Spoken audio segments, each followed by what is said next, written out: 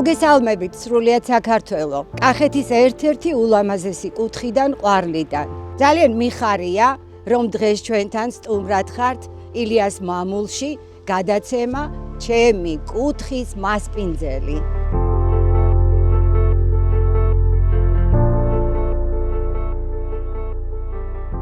ძალიან მიხარია, რომ მე მხვდა პატივი წილად თქვენ მასპინძლობა გაგიწიოთ, თქვენთან ერთად ვიყო, ეს ჩვენთვის ძალიან დიდი სიამოვნება და დიდი პატივია. მე ვარ ერთ-ერთი რიგითი მოქალაქე ყვარლის, მაგული სააკიშვილი, პროფესიით მუსიკოსი, პედაგოგი, დედა, მეგობარი, ქალი.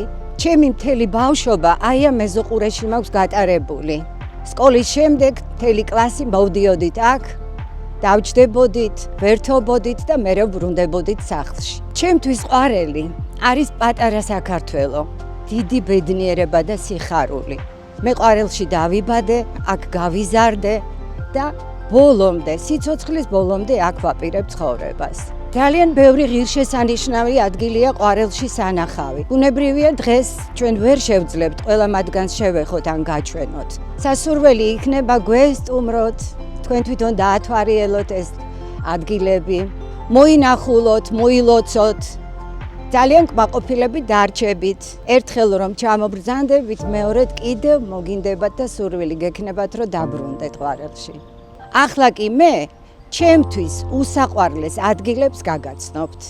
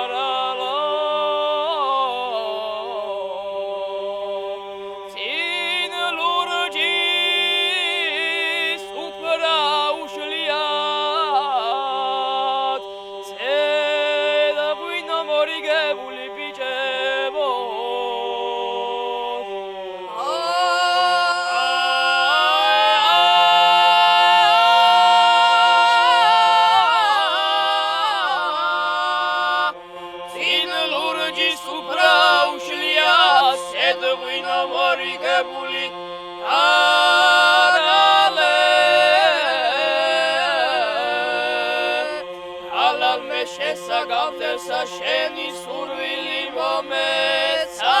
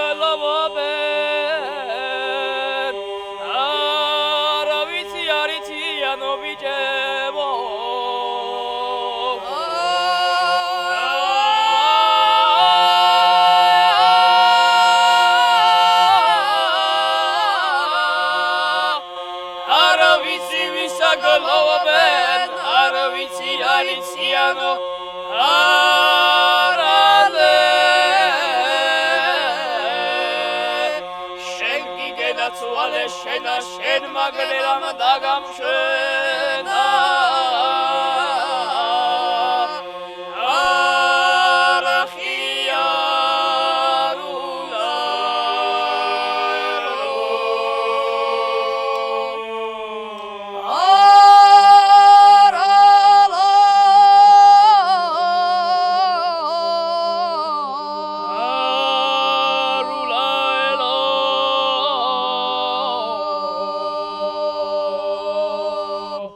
ეს სივრცე, სადაც ახლა ჩვენ ვიმყოფებით, ყველა ყვარლელისთვის და არა მარტო ყვარლელისთვის, სრულიად საქართველოსთვის ძალიან საყვარელი და საამაყო ადგილია. აგერ ილია ჭავჭავაძის მუზეუმი, აქეთ კოტე მარჯანიშვილის მუზეუმი. ეს ორი დიდი ბუმბერაზი ადამიანი, რომელიც ყვარელში დაიბადა, ძალიან გვიამაყება. ილიას დაბადება ემთხვევა ლეკიანობის პერიოდს. თქვენ როდესაც მობრძანდებით ჩვენთან სტუმრად, ნახავთ ილიას ეზოში კოშკს, რომლის მეორე სართულზეც ილია დაბადებულა. ამავე ეზოში არის მისი მამა პაპეულის ულამაზესი სახლი, კახური აივნებით, სადაც 10 წლის განმავლობაში ილია ცხოვრობდა მშობლებთან ერთად.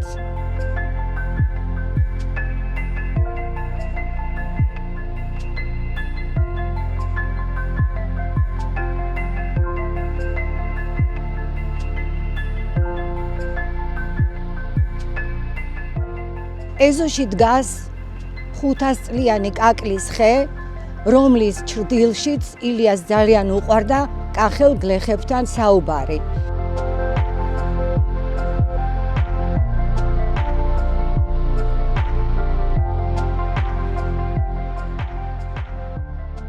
უბრალოდ ერთი რამ მინდა ვთქვა, ჩვენ ყვარლელები ძალიან ვამაყობთ იმით, რომ ეს ორი ბუმბერაზი ადამიანი წმინდა ილია მართალი და კოტე მარჯანიშვილი გვაჩუქა უფალმა.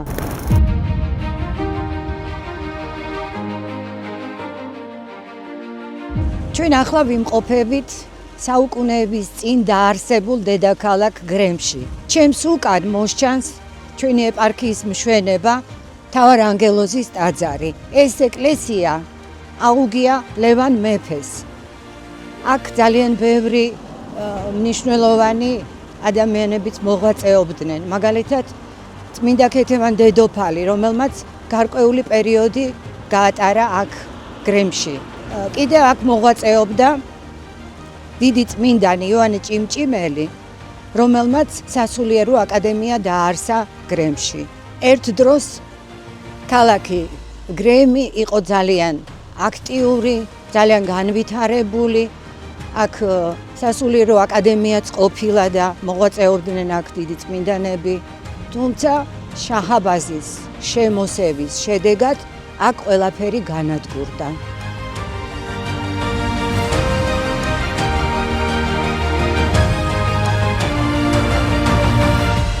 არსებობს ერთი ლეგენდა ლევან მეფის ლამაზ შვილთან დაკავშირებით.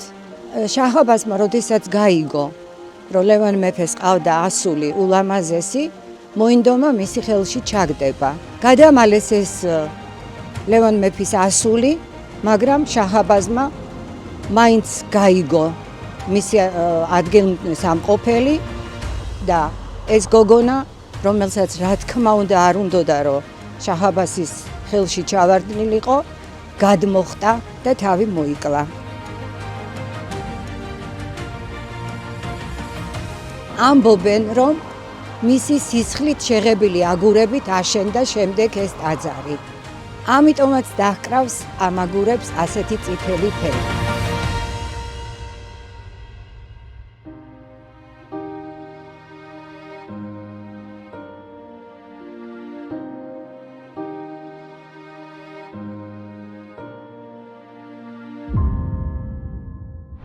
ამ ტაძრის ქვეშ არის გვირაბი, რომელიც თელავს უკავშირდება.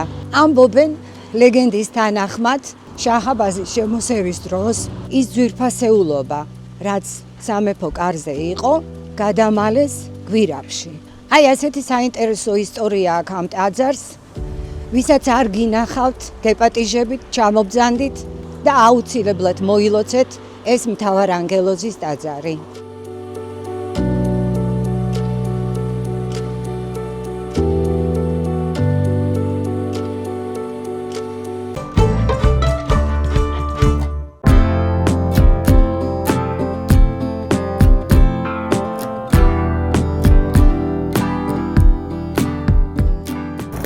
ჩვენ ვიმყოფებით ჩემს სამეგობრო ოჯახში, კუპრაშვილების ოჯახში. მე მინდა გაგაცნოთ ჩვენი დიასახლისი შვენიერი ქალბატონი ეკა, რომელთანაც ერთხელ თუ ისტუმრებთ, არ არსებობს მეორედ აქ მოსვლა არ გინდოდეთ. ამისი ოქროს ხელებით მომზადებული საჭმელები რომ დააგებინოთ. ჩვენ ისევ ყვარელში ვართ, მეგობრებო. მოდი ახლა დავიწყოთ ეკა. რას ვამზადებთ? მოუყევი შენ თვითონ მოყურებელს და მე მოგეხმარები მეც. პირველ რიგში მოგესალმებით. დიდი მადლობა, რომ თქვენი მასპინძლობა მხთაწილად ჩვენ მოვამზადებთ ტრადიციულ კახურ ყაურმას. ღორის კახური ყაურმა მზადდება ღორის ხორცის ღვიძლისგან, გულისგან, კახურად რო ვთქვათ, ჯიგრისგან და დავიწყოთ ის არის, რომ მუქი ფერისაა, იმიტომ რომ არ ვუკეთებთ ბევრი ვარიანტი არსებობს ყაურმის მომზადების. ყაურმა შეიძლება იყოს ტომატით მომზადებული, შესაძლებელია იყოს პომიდრით მომზადებული. მე დღეს შემოგთავაზებთ ყაურმის იმ ვარიანტს, რომელსაც ჩვენ ვამზადებთ სამზარეულოში. ეს არის კლასიკური, ტრადიციული კახური ყაურმა პომიდრის და ტომატის გარეშე. წვანილებით, ხახვით და სანელებლებით. დავიწყოთ მომზადება. მე სხვა დროს დაგემოვნებული მაქვს ეს და ვიცი რა გემრიელია ეს ყველაფერი. დავიწყოთ. ბარემ გავიკეთებ ეკა ხელთათმანებს და მოგეხმარები. დიდი მადლობა. დავიწყოთ მომზადება. ღორის ღვიძლს ვჭრით საშუალო ზომის ნაჭრებად.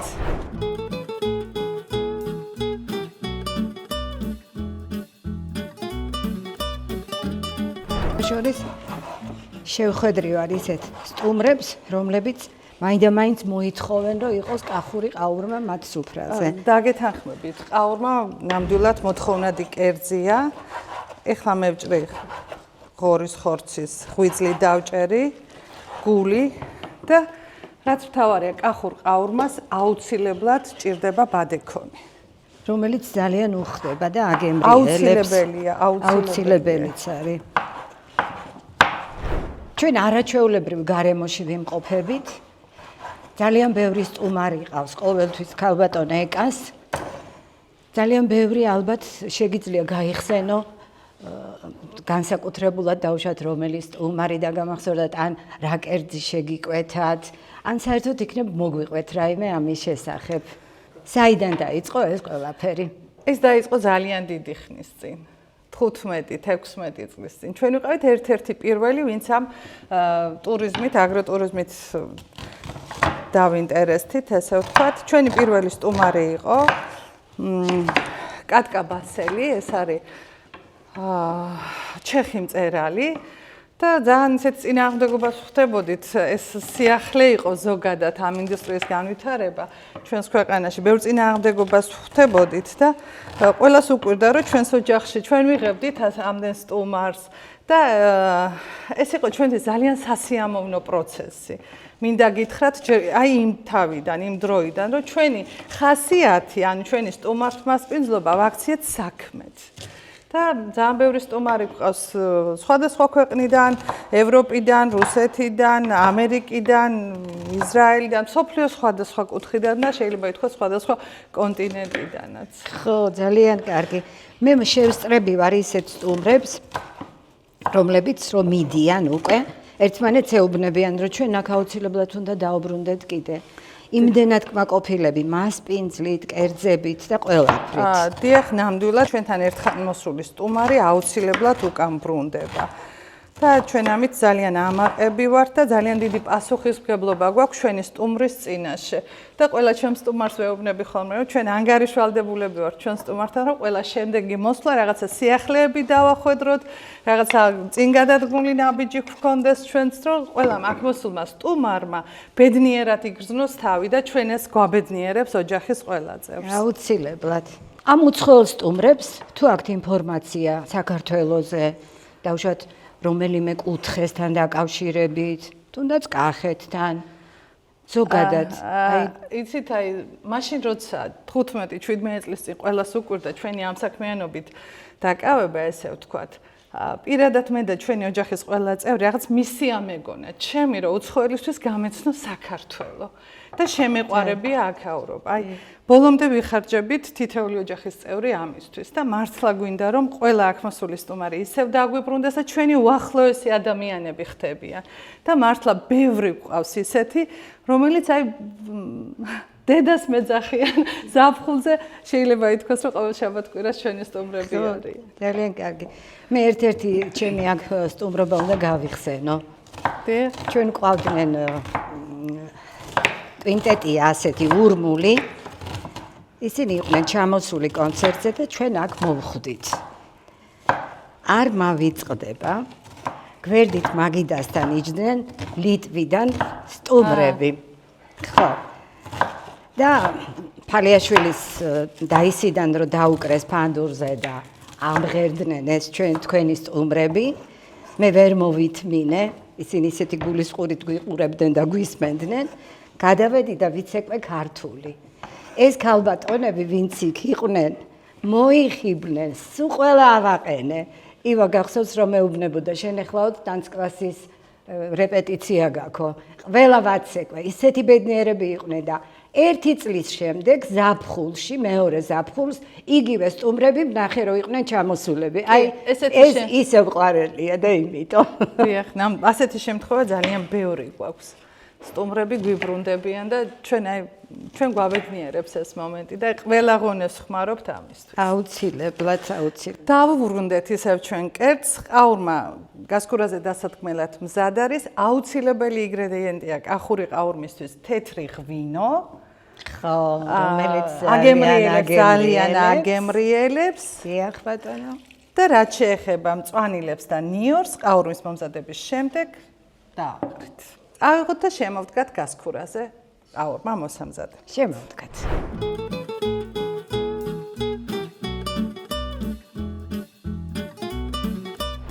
ესეც ჩვენი ყაურმა. ყაურმას ახლა საბოლოო იერსახის მისაღებად ჭირდება მწვანილი, ქინძი, ოხრახუში და ნიორი. ახლა დავჭრათ.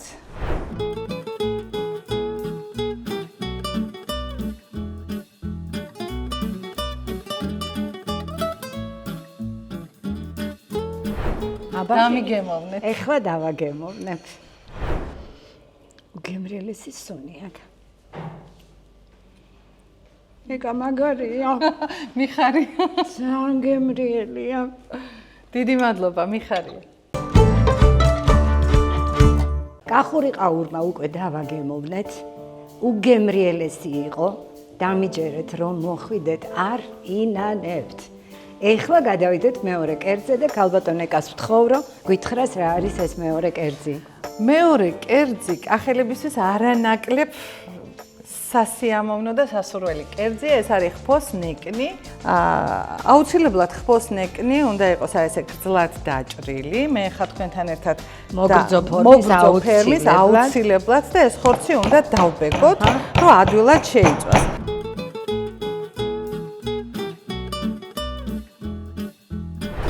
დაბექვილი ხორცი უნდა დამუშავდეს, მარილი. ბეგვავთ, იმიტომ რომ კარგად გაუჭდეს მარილი. პილპილი.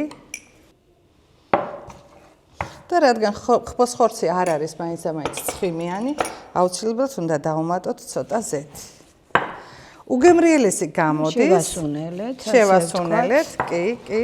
ეკა, რამდენად კახურია ეს კერძი, რასაც ახლა შენ ამზადებ?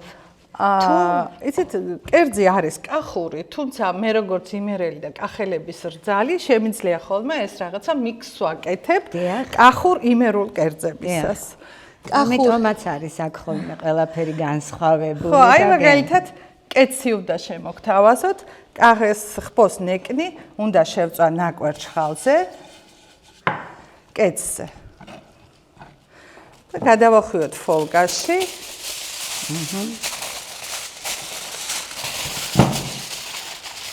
რომ იყოს რბილი და წვნიანი ნეკნი.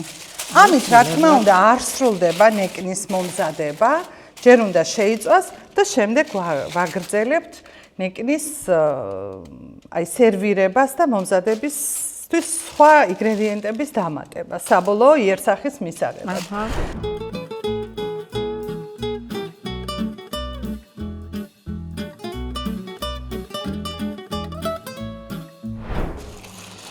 აბა გავხსნათ ეს ჩვენი არაჩვეულებრივი ნეკნები. ჩვენი ნეკნი გამოვიდა ძალიან სურნელოვანი, საბოლოო იერსახის მისაცემად. უნდა აჯიკა მოვასხათ. წყალში გახსნილი აჯიკა. უნდა მოვასხათ ორივე მხრიდან. ეს არის მეგრული აჯიკა. ანუ ჩვენ კერძებში ვცდილობთ საქართველოს ყველა კუთხის ინგრედიენტები გამოვიყენოთ. ეხლა გადმოვიტან ამას დაფაზე და ჩემს სტუმრებს მივართმევ კარტოფილთან ერთად. ახლა მესამე კერძით დაგვიბრუნდება ჩვენი მასპინძელი. და ბოლოს მოვამზადებთ ახლა მესამე კერძს. ეს არის ფხლოვანა. ძალიან. ფხლოვანას ვამზადებთ ისპანახისგან. მე გასინჯული მაქვს შენი სხვა დროს. ეჭვი არ მეპარება რომ უგემრიელესი იქნება. ესე აფასებენ ჩვენი სტუმრები. ფხლოვანა ნამდვილად გემრიელია და დავიწყებთ მომზადებას. გამეხმარებით, ხო? რაში დაგეხმარო მითხარი? უნდა დავჭრათ ისპანახი. თუ გინდა მე ხავს დაგიჭრი. მოდი ისპანახი დამჭერით თქვენც. დავიწყეთ ახლა მზადება მესამე კერძის. აბა ახლა ეკა შენ გითხარი როგორ კეთდება, როდის შემოიტანეთ თქვენს მენიუში ეს კერძი? ეს ბავშვობაში გიმზადებდნენ სახლში, შენ თვითონ მოიფიქრე, როგორ ხდებოდა ახლა ამის ისა?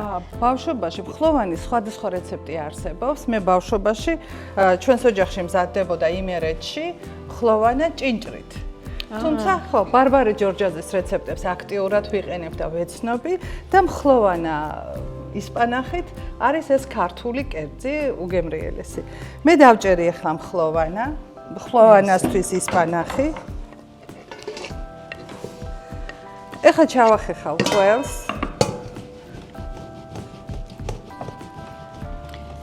იმერულ ყველს? რა თქმა უნდა. აუცილებლად. ზოგადად ხაჭაპურის ყველა სახეობაში იმერული ყველი არის შეუცვლელი და შეუდარებელი. ამიტომ არის ყოველთვის შენი გაკეთებული ხაჭაპური უგემრიელესი. იმერული ხაჭაპურისგან განსხვავებით, ფხლოვანას ვამატებთ მწვანე ხავს. რაც კიდევ უფრო გემრიელს და საინტერესოს ხდის ამ კერძს. მოგეხმარო ხახვის დაჭრაში გინდა? მომეხმარე.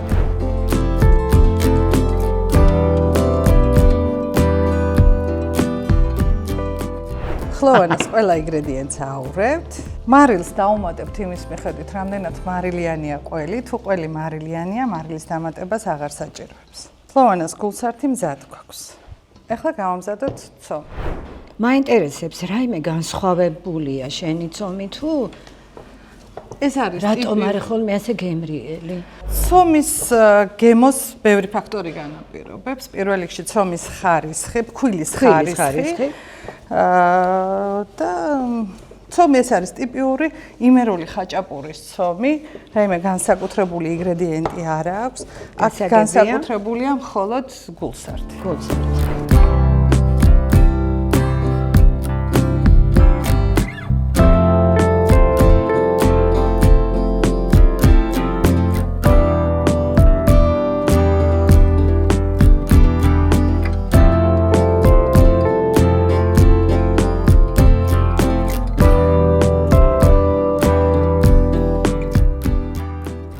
ესეც ჩვენი მხლოვანი.